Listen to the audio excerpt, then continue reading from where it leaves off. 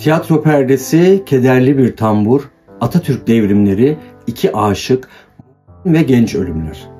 Bugünkü hikayemizde bunlar var.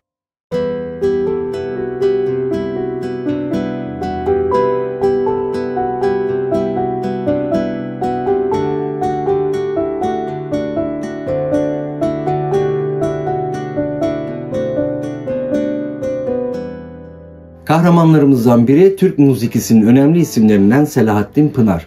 Diğeri ise Türk tiyatro tarihinde Müslüman kadınlara sahnenin perdesini aralayan Afife Jale. Selahattin Pınar 1902'de Altunizade'de doğar. Küçük yaşta ut çalmaya başlar ve sonraları ticaret mektebinde okurken babasının tüm itirazlarına rağmen okulunu yarım bırakıp müziğe başlar. Baba itiraz eder çünkü sanatkarlık o dönemlerde çoğunlukla gayrimüslimlerin özendiği, içinde olduğu nafile bir uğraştır. Bir gün babasına Selahattin'in ne yaptığı sorulduğunda baba öfkeyle oğlunun çalgıcı olduğunu söyler. Bunu duyan Selahattin yerinden fırlar ve çalgıcı değil sanatkar olduğunu söyler.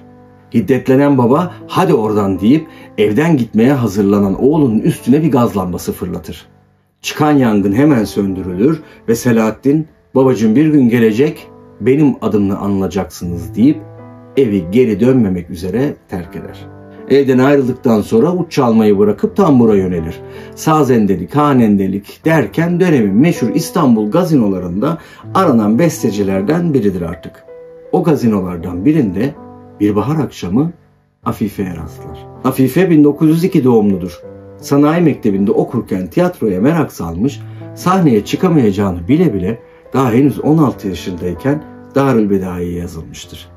Bile bile diyorum çünkü o zamanlar Müslüman kadınların sahneye çıkması kesinlikle yasaktır. Sahnede temsillerde oynayanlar çoğunlukla gayrimüslim oyunculardır. Bu yüzdendir babası tiyatrocu olmak isteyen kızının olduğunu düşünür ve Afife'yi evlatlıktan reddeder. 22 Nisan 1919 gecesi Yamalar isimli piyeste Emel rolünü oynayacak olan dönemin meşhur oyuncularından Eliza Binemeciyan bir sebepten Paris'e gider ve Darülbedai yöneticileri Emel rolünü apar topar Afife'ye verirler. Afife sahne ismi olarak Jale adını seçer ve o gece tarihte ilk kez Apollon sinemasında daha henüz 18 yaşında olan bir Müslüman Türk kızı sahneye çıkar. Afife Jale daha sonraları verdiği bir röportajda o gece hayatında ilk kez mesut olduğunu söyler. Piyesin bir sahnesinde taşkın bir saadetle sahiden ağladığını söyler. Alkışlardan, kulise gelen çiçeklerden bahseder. Ve bir de Muharrir Hüseyin Suat Bey'in gelip onu alnından öptüğünü ve bizim sahnemize bir sanat fedaisi lazımdı. Sen işte o fedaisin dediğini. Ancak bu mutluluk sarhoşluğu maalesef uzun sürmez. Sahneye bir Müslüman Türk kızının çıktığını duyan zaptiyeler birkaç kez tiyatroya basarlar. Afife her defasında kaçar fakat bir gün Kadıköy'de yakalanır. İşte ömrü boyu unutamayacağı ve onu çok yaralayan o olay orada cereyan eder. Karakolun taş odasında bir nazır ona tokat atar. Afife yine de pes etmez. Sahneye çıkar, kaçar, çıkar, kaçar ve fakat bir gün İçişleri Bakanlığı'nın artık Müslüman kadınlarının sahneye çıkmalarını kesin kes yasaklamasıyla Darülbedai'den de kadro dışı bırakılır. Çok üzgündür ve perişandır. Tiyatro uğruna ailesini bırakan bu genç kadın arada sırada bazı kumpanyalarda sahne alsa da bir süre sonra işsiz kalır. Yataklara düşen ve ağır migren ağrılarıyla kıvranan genç kadın zamanla haplara sığınır ve maalesef bağımlısı olur. Belki de biraz kafa dağıtmak için bir bahar akşamı bir Hafız Burhan konserine gider. Orada sahnede hafıza eşlik eden Selahattin Pınar ile ilk kez karşılaşır. Kısa bir sohbet olur aralarında. Afife Pınar'a destelerine hayran olduğunu söyler. Selahattin Pınar'a da Afife'nin yaşadıkları aktarılmıştır daha önceden. O da kendisi gibi sanat uğruna ailesini bırakmış, binbir zorluk çekmiştir. Belki de bu yüzdendir hem hoşlandığı hem de koruyup kollamak istediği bu kadına bir süre sonra evlenme teklifinde bulunur. Her ne kadar Afife ben size mutsuzluk veririm dese de Selahattin Bey ısrar eder ve 1929 yılında evlenirler. Fakat bu hikayede maalesef Afife haklı çıkacaktır. Aktarılanlara göre ilk başta çok mutlu olurlar. Onlar bahçeli evlerinde kavgasız, gürültüsüz, şefkat ve sevgi dolu zamanlar geçirirken Cumhuriyet'le birlikte Türk kadınları da artık sahneye çıkmaya başlamıştır. Afife'nin açtığı yoldan artık Bediye Muavvit, Neyiye Nehir, Şaziye Moral, Halide Pişkin gibi kadınlar geçmektedir. Tüm bu gelişmeleri izleyen Afife evliliğinde mutludur fakat aklı fikri hala tiyatrodadır. Onun çok zor bir dönemde yaptığı direnişin siyasi bazı kararlara da ilham verdiğini 1931 yılında Selahattin Pınar Atatürk'ün sofrasında bizzat Gazi'den kendisi dinler. Aktarılanlara göre Gazi, Afife'nin sayesinde bir ideolojinin kırıldığını ve hilafetin artık daha kolay kaldırılabileceğini söyler. Peki önce olduğu kabul edilen Afife çok istemesine rağmen neden hala bir oyunda rol alamıyordu? Bu biraz da dönemin sert koşullarıyla ilgili galiba.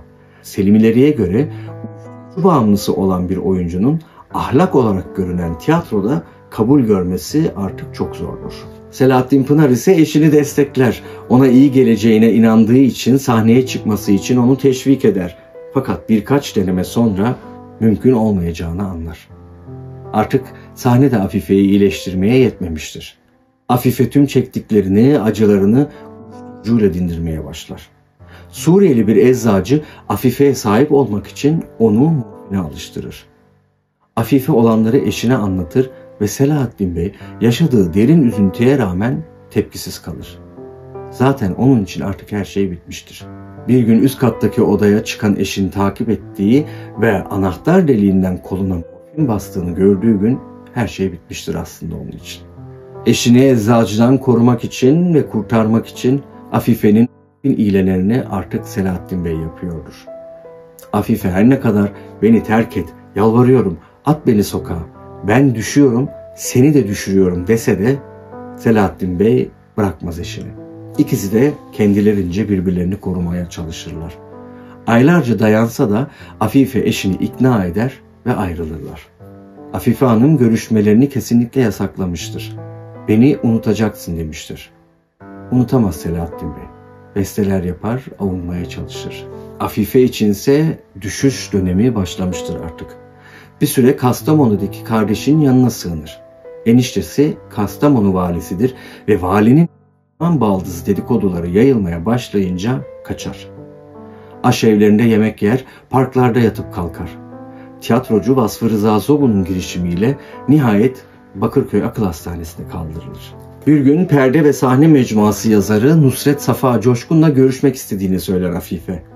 Coşkun şahit olduklarını gazetede şöyle anlatır. İki hasta bakıcı Sertabib'in önüne bir sedye bıraktılar. Dikkat ettim. Bu sedyenin üstünde ne bir taşkınlık ne de bir şişkinlik vardı. Boş hissini veriyordu. Yalnız battaniyenin ucundan bir tutam saç çıkmıştı. Örtüyü açtıkları zaman dehşetle yerimden kalktığımı hatırlıyorum. Karşımda sadece iri siyah gözleriyle canlı bir ceset vardı. Ceset yavaş yavaş doğruldu. Bacakları kolları büzüşmüştü. Deri bir torbanın içinde 5-10 kemikten ibaretti bu insan. Afife Jale, beni unutmuşlar. Sahneye çıktığım zaman alnımdan öpen muharrir, beni teşvik eden büyük adamlar, hayranlarım, seyircilerim, arkadaşlarım hepsi beni unuttu. Ne çabuk. Kapımı çalan, hatırımı soran bir insan yok. Hepsi unutmuşlar. Burada boğuluyorum. Tımarhane köşesinde ölmek istemiyorum. Ne yapın ne edin beni çıkarın buradan. Neresi olursa olsun buradan daha rahattır. Donuyorum. Sırtıma giyecek bir gömleğim yok. Görüyorsunuz her tarafım çıplak. Delilere tahammül edemiyorum. Başımın içinde tepiniyorlar. Ben deli değilim fakat olmak üzereyim. Beni buradan çıkarın da nereye atarsanız atın. Hastaneden çıktıktan sonra yine bir akrabasının yanına sığınır ama bir süre sonra tekrar hastaneye yatmak istediğini söyler.